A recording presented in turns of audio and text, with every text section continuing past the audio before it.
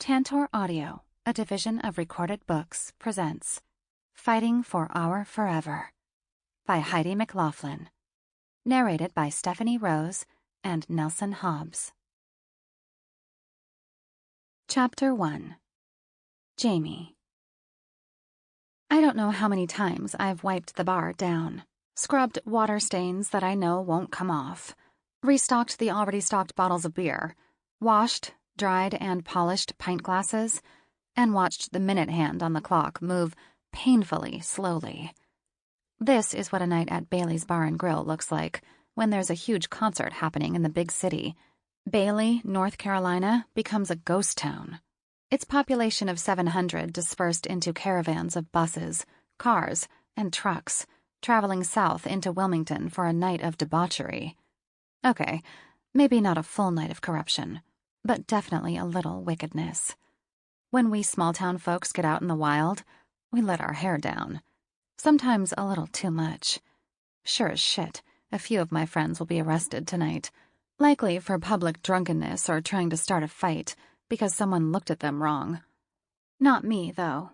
This is one concert I was okay with missing. The door opens with a loud bang, taking my attention away from the slow-moving clock.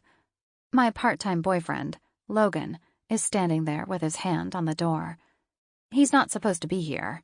He was roped into going to the aforementioned concert with my two best friends, Dara and Fletcher. But here he is, looking pissed, and with a quick tilt of my head, I see that it's raining. However, that doesn't explain why he's here. He takes 2 steps in before Dara and Fletcher come storming past him. "Shouldn't you be at the concert?" I ask the 3 of them as they sit at the bar. Each of them sighs dramatically, except Dara. She takes everything to the extreme and puts her head down on the bar top. "Someone forgot the tickets," Logan says as I slide a pint of his favorite ale toward him. Dara cries. Logan shakes his head, and Fletcher mumbles something about how he's waited years for this concert. "Well, I'm sorry I made a mistake," Dara says through sobs. She's now staring at Fletch, who's refusing to look at her. "Hey, I thought they were in your purse. You've been carrying them around for months." She looks at me. Her mascara has smeared onto her cheeks. Her eyes are bloodshot, and her nose looks like Rudolph's. "They are, but I swapped purses before we left and forgot to pull them out of the inside pocket." Oh, I know my mouth forms into a little O. I've been told I do this often when I don't agree with what someone has said, or have nothing concrete to add to the conversation. I glance at the guys. Fletcher's clearly pissed, while Logan is staring at his empty glass. "Oh, that's all you have to say to her?" Fletcher barks out. "For months we've been waiting." "You don't think I know that, Fletch?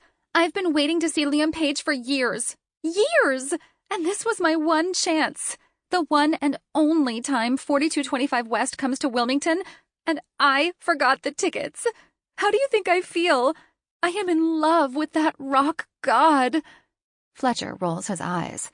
Dara's right. She's been in love with Liam Page since forever. The sad fact is, she still has posters of him up on her bedroom walls, which probably explains why she doesn't have a steady boyfriend. Although, I shouldn't criticize. Even though Logan and I have been seeing each other for about a year or so, it's an every other weekend kind of thing. He wants to get serious. I don't. He wants to be a father figure to my daughter. I'm afraid he's going to run. The last person I was in love with ran. He ran so damn fast and far that I could barely catch him when I had to. So, yeah, I'm okay with an every other weekend arrangement. Look, mistakes happen. There will be another show. All 3 of them look at me, and suddenly I feel about 2 feet tall. Clearly, this wasn't the right thing to say. "Do you know how much those tickets cost me?" Dara asks. I nod because we've had many conversations about it. "Do you know what it's like to drive hours listening to every song from this band, to stand in line for a couple more hours in the pouring rain, only to get to the front and have her," Logan points directly at Dara, who starts crying again, "rummage frantically through her purse? She could have done that at any time while we were standing there, or on the drive over, or when I asked her if she had the tickets. There was time to go back, but no, she was so confident that she had them, adamant really, and told me not to worry. Eat a Snickers, man. She made a mistake, Fletch says, coming to Dara's rescue. I know he's pissed, but I also know that he's in love with her and has been since high school. She doesn't see it. He's her best friend. Her go-to when life is, well, anything. Happy or sad, she tells him everything. And he listens, never passing judgment. Sometimes I feel sorry for him, but he won't tell her how he feels. He's afraid to ruin what they have. I did, and I'm sorry. No one wanted to see them more than I did. I'll make it up to you, Logan. When the tickets went on sale, she automatically bought 3. Normally, I would have gone, but the opening act, I'm not a fan. I waited until the last minute before I told her I couldn't go and begged Logan to take the extra ticket to the sold-out show. Logan shakes his head and sighs. I pull the tap after placing a clean pint glass on the tray and hand him another beer. He'll stay with me tonight because my daughter, Evelyn, is with my parents. Logan and Evelyn know each other, and we do what's considered family things together. When we're out, people refer to him as her father, and he doesn't bat an eyelash. I'm the one who will lay awake at night, running scenarios through my head, plotting out how Logan is going to leave one day. Honestly, I'm not sure how or why he puts up with me. I'm honest with him about my past, to a point. He knows I was hurt, and deeply. He doesn't know by whom, yet often suspects it's Evelyn's father. I've never had the courage to correct Logan or tell him about my past. Those are days I want to keep buried forever. After an hour, the activity in the bar starts to pick up. Normally, we have a band playing.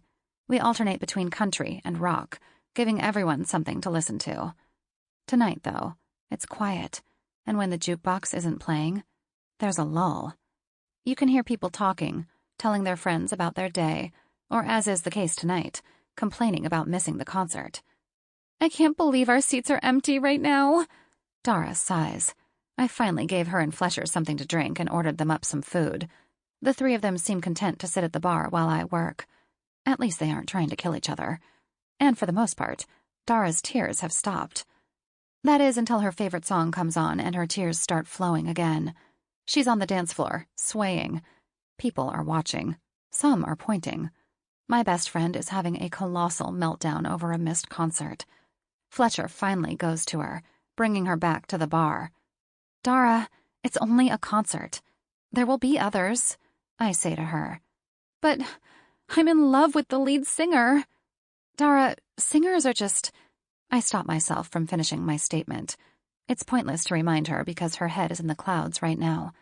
In a few days, after reality is done slapping her in the face, she'll realize how overdramatic she was during this whole thing and hopefully learn a lesson. What that lesson is, I'm not sure. But knowing her, she'll find a way to turn this into something positive. Singers are what? Logan asks. Nothing, I say quickly. Fletcher leans forward so he can see down the bar. Jamie prefers drummers, he says, winking at me. It takes everything in me to not pummel his face into the wooden top. He's an ass. Is that so? Yep. Something about them banging harder. My hand comes to my face just as my eyes close. Of all the things to say, he has to be crass.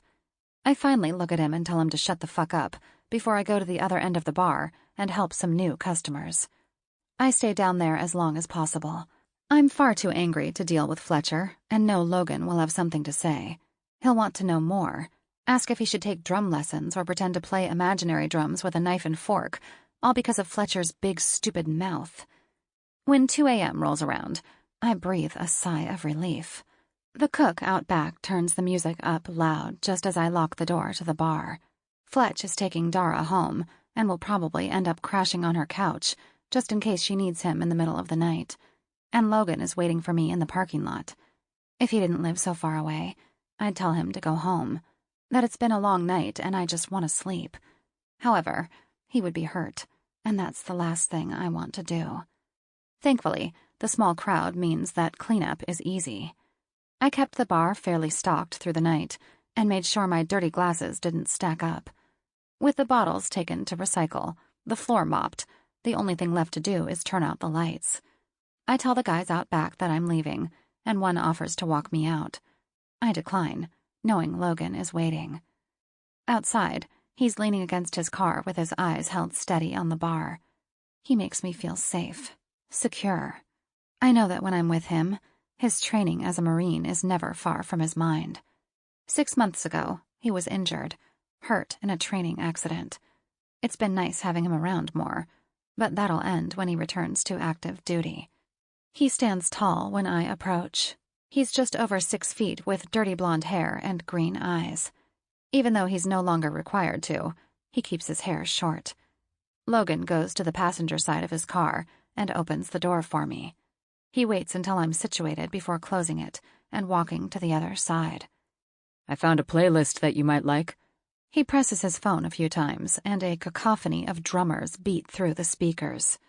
Fletcher will die tomorrow. I will torture the shit out of him, pulling each and every fingernail off with pliers. He shouldn't have said anything, and I don't have the heart to tell Logan that I don't want to listen. Instead, I find myself tapping along and remembering a time when I used to sit on a milk crate, watching my friend's garage band. The drummer was, well, he was trouble. The kind of trouble that you never forget. The kind you want, you crave, despite your mama's warnings against it. I found that kind of trouble before. That was the only time I had ever been truly in love, and vowed to never love again. The pain far outweighed any happiness, and I definitely learned my lesson. It's a hard pill to swallow, knowing you'll always be a second or third priority in their lives. And that's if you're lucky. The drums always come first, followed closely by the band. You're technically just background noise, offering undying support and a place for them to lay their head at night. Nothing more. And always so much less. Chapter 2. AJ. There needs to be a handbook on how to cope with tour life. Something to guide starving artists on the ins and outs of road survival, and how to deal with a lack of home-cooked meals, decent showers, and a good night's sleep, which are a few of my gripes, not to mention a shortage of clean clothes. I miss the comforts of my lonely apartment, the ability to sleep, do my laundry whenever I please, go to the bathroom without hearing my friends talk about why it's taking me so long, making something that isn't ramen noodles or filled with grease, or high on my priority list.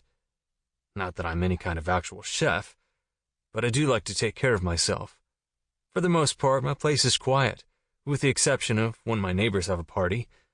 But I'll take that over the big rigs traveling down the highway, going 15 to 20 over the speed limit, shaking the bus as they go by, and blaring their horns in some sort of solidarity to their comrades on the other side of the road.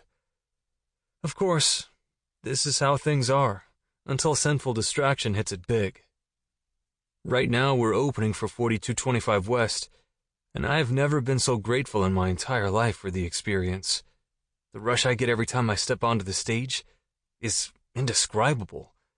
The thundering vibration from the fans screaming our name over and over sends chills down my spine. And when I pull my drumsticks out and the wood nestles between my fingers, I'm transported. Nothing else exists except me, my kit, and the people surrounding me. We become one. And for an hour we play our hearts out to a mostly full venue. I wouldn't change anything right now, other than the fact that I'd really love to fly on 4225 West's private jet and stay in their fancy hotels, instead of living on this damn bus. For the most part, our stops are somewhat close. After our performance, the tour company makes sure our dressing room is stocked full of food. Often we're taking anything left over with us because most of the time the food is decent. We relax a bit, eat as much as we can, chat with a few of the roadies and some of the fans who manage to get backstage passes, and watch our biggest supporters perform. The tour is a family affair, with 4225 West's family tagging along. Quinn's mother hovers over us, making sure we're not drinking too much, insisting we take our vitamins, and giving death glares to any women who try and get close. Keen's daughter is also on tour with us. However, she's traveling with Liam's daughter by plane. I don't know how she got so lucky, but there are times when I want to point out that Harrison's my mentor, and I need some quality time with him.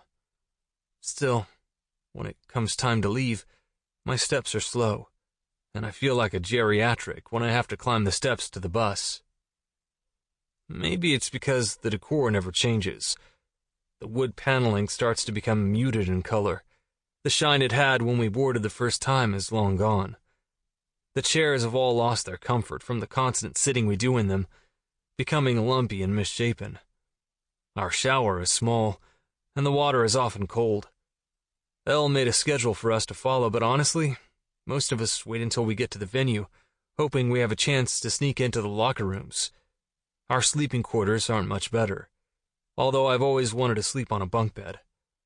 Now that I have, I can cross it off my never want to do this again bucket list. Quinn is my roommate, and for the most part, things are great. He's quiet, doesn't snore, and really keeps to himself. I know he worries about his daughter, but I'd gladly take her place if given the chance. That girl is living the life right now with the Page entourage. There are a few people standing outside when we exit the building. This still shocks me, especially considering who we opened for. Like, why wouldn't they be inside experiencing that show instead of waiting for us? Elle tells us to embrace it, to give the fans what they want, which are stinky hugs and selfies for their social media. The fans form two lines on either side of the door. Some have signs, while others have their phones out, likely taking pictures as we walk toward them. Names are called and declarations of love are made, something Liam Page warned us about ahead of time. His motto is to thank them and never return the sentiment. He said what we feel for them isn't what they're feeling for us. We are grateful, humbled, and in debt to them, and they see us as a fantasy, someone they long to be or be with. He says the line needs to be clear from the beginning. Oh, and we're never ever to get involved with a fan. That's something J.D. Davis pounds into our heads before every show. According to Liam, J.D. used to be the worst of the worst when it came to fan hookups, and were to heed the word of the famous Brit. Not that we could do anything if we wanted. Elle is fierce, and no one gets past her. She's like a shark, and can sense when someone is up to no good, as she calls it. So even if we, with the exception of Quinn, wanted to find some adult entertainment while on the road, Elle would slam that door shut so fast it would make our heads spin. She's strict, but with good reason. Quinn said once that his dad and the band went through some shit with their former manager. Most of it public, if I wanted to search through the confines of the internet. And that was the main reason Elle chose the business. He said his sister would make sure nothing ever happened to us. Thing is, I believe him. After posing for a handful of pictures and signing just as many autographs, we're finally on the bus. The door is shut, making the outside voices muffled. Hendricks and I kneel on the sofa, looking out the window. We can see the fans, but they can't see us. A few are jumping up and down trying to get our attention, while others linger in a group, and some walk away knowing we're about to hit the road. The rumble of the engine changes everyone's mood. Dana goes off to the room she shares with Elle. Hendricks watches her like a puppy dog yearning for attention. Quinn disappears into our room to video chat with his daughter. Quinn reclines in the chairs and puts his headphones on. He and Elle are used to living on the road. Me? I continue to stare out the window, imagining what the scenery looks like. Are the trees still the greenest I've ever seen them? Is the ocean still as warm as I remember? Are my friends still working on the docks? Or have they finally left our small town in hopes of pursuing their dreams? That's what I did. And I never looked back. Probably not the wisest decision I ever made, but there was nothing left for me. I was broken, shattered. If I hadn't fled, I would probably be in jail right about now. Still, I watch the darkness drift by as we head down the highway. The bus is quiet, minus the lull from the motor and the faint music I can't hear from the driver's radio. The headlights flash on a road sign, telling us which town we're approaching. Instantly, I'm overcome with emotion and dread, fear and longing. My body hurts and I feel like I'm going to be sick. My hometown of Bailey is 50 miles away, much closer than I anticipated on this leg of the tour. I don't want to see the signs as we get closer because I know I'll smash my forehead against the glass, hoping to see something that looks familiar. So I get up and head to the bathroom. The small, confined space is stifling, the air reeking of floral air freshener. I gag and pull my shirt over my nose, but quickly change my mind because I haven't showered yet, and definitely do not smell the greatest right now. When I feel the motor coach stop, relief washes over me. If luck is on my side, we've pulled over for the night and I can shower and maybe get a decent night's sleep. Even as I open the door and look out the small window, I know we haven't stopped at a campsite, but along the side of the road. I come out of the bathroom and find Elle standing in the middle of our makeshift living room, talking to a man in uniform. Something tells me to turn away, to go back into the bathroom, or go hide out in my room. But I don't. I step further into the living area and make eye contact with the man who tried to shoot me years ago. Sheriff Foster, the man who can and will terrify you in your sleep, is standing out in front of Elle with his eyes trained on me and his hand on his gun. I swallow hard as Elle turns slightly. She has a piece of paper in her hands, and she looks sorry. I'm not sure what her expression means, but it's not one I've seen before. And you're sure this matter can't be taken care of with some community service? We're on a time schedule here. Ma'am, as I said, this matter must be dealt with immediately. The sheriff's booming voice echoes through the bus. By now, everyone's awake, and no one is saying anything. Sheriff Foster steps toward me, and I lose all ability to think. I'm a grown-ass adult, and this man scares the shit right out of me. Sheriff Foster, I say as kindly as possible. Missed you at the show tonight. I had tickets set out for you and everything. My voice cracks at the end. He won't find humor in my statement. He won't even crack a smile. He comes toward me, each step slow and methodical. He's going to kill me and hang my body in the center of town in front of everyone. It's what I deserve, especially after what I did, and something tells me that saying I'm sorry isn't going to cut it. Ajay Ballard, I have a warrant for your arrest. He pulls out his handcuffs and motions for me to turn around. I suppose this isn't a good time for me to tell him that his daughter and I used them once, even though those are the words sitting on the edge of my tongue. Instead, I'm a complete and utter fool when I ask, "What for?" as snottily as possible. He chuckles and his round belly jiggles slightly. I try not to laugh, but the years haven't been good to his midsection. Turn around, asshole. Not until you tell me what you're arresting me for this time. This time? Elle barks out. Do you have a record that I should know about? No, ma'am. He will once Judge Harvey is done with him. Harvey. My mouth drops open as it all comes back to me. My girl, whiskey, and me, drunk as hell, we decided to TP the judge's house one night. Only I got cold feet and couldn't go through with it. Whiskey did, though, and decorated that house like a Christmas tree, eggs included. Wasn't me, I tell him, smug as can be. Warrant says otherwise. He holds up the piece of paper. I reach for it, but he pulls it away. Not so fast.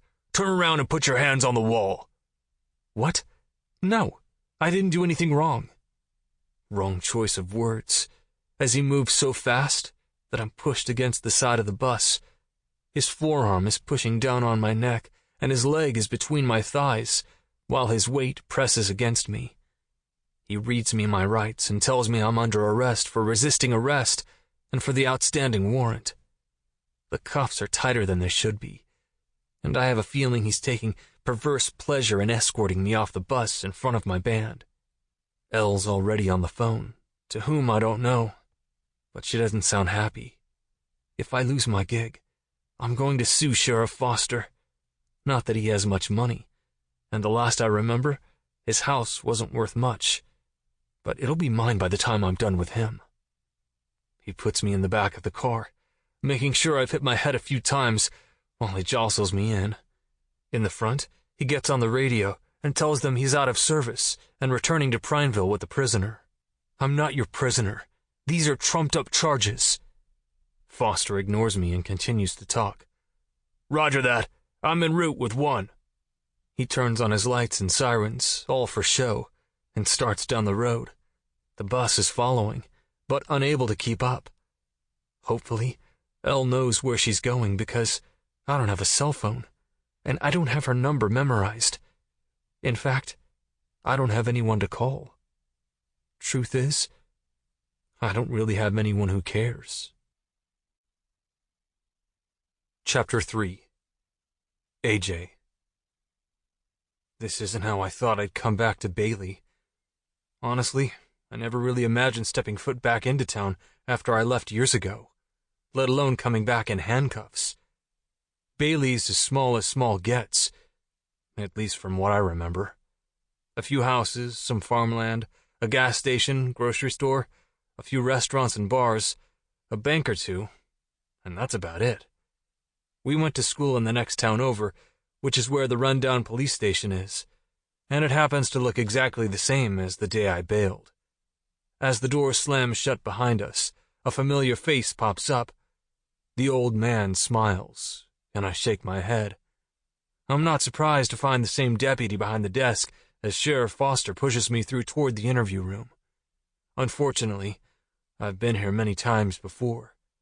Stupid teenage stuff mostly. But being as he's Whiskey's dad, nothing ever happened to me. There were times, though, when the sheriff read me the riot act, held up his baton and threatened to dismember me and feed my limbs to the wolves if I didn't get my act together. Something tells me he's about to make good on his threat. Looks like you have a live one there. Or many, Deputy Pate says as he leans to the side. Behind me, the door slams shut again, and the energy in the small reception area changes. I look over my shoulder at my bandmates. Elle's still on the phone, and has decided to stay in the corner, to speak to whomever is on the line with her. Hendrix's head is bopping to whatever he's listening to. Quinn looks tired as fuck as he slouches down in an uncomfortable chair, and Dana's standing in front of me with her hands on my cheeks. She's our mother hen, always making sure we are okay. I know she does it because not only are we her family, but also because she wants the band to succeed and not become one of the industry's statistics. The rate of overdoses among our peers is astronomical, and something we talk about often, finding other outlets for our energy. Only the important one, Foster barks out as he yanks my arm toward him. Don't worry, AJ. Elle's on with our lawyer now. You won't be here long, Dana yells, although it's only for show. We are only a few feet away from her, and if I remember correctly, the acoustics in here suck.